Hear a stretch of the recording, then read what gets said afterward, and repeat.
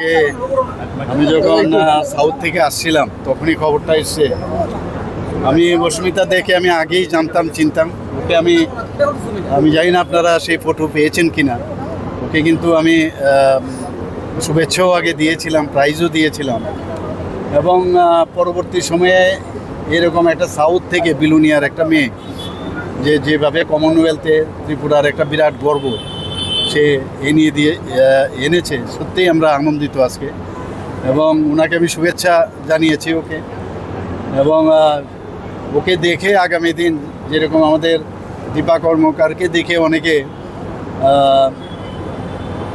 মানে কাজ আপনার স্পোর্টসে আসার যে একটা ইচ্ছা, এবং স্পোর্টসের মধ্যে থেকেও যেভাবে সামনে নাম করা যায়, সেটা কিন্তু দীপাকে দেখে মানুষ এতদিন স্পোর্টসে যোগদান করেছে। আজকে এই জুডোতে যেভাবে অস্মিতা দে যে কাজটা করলো কমনওয়েলথে, সেটা দেখে ত্রিপুরার ছেলে মেয়েরাও কিন্তু আরও বেশি উৎসাহিত হবে।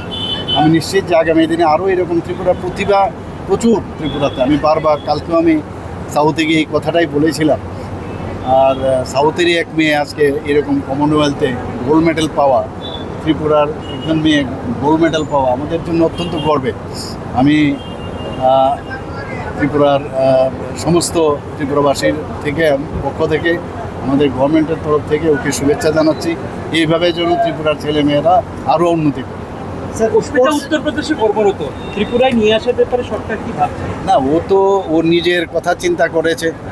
ও যেভাবে উত্তরপ্রদেশে ওনাকে পুলিশে বোধহয় খুব সম্ভব ওকে চাকরি দেওয়া হয়েছে। তো এখন ওটা ওর উপর নির্ভর করছে।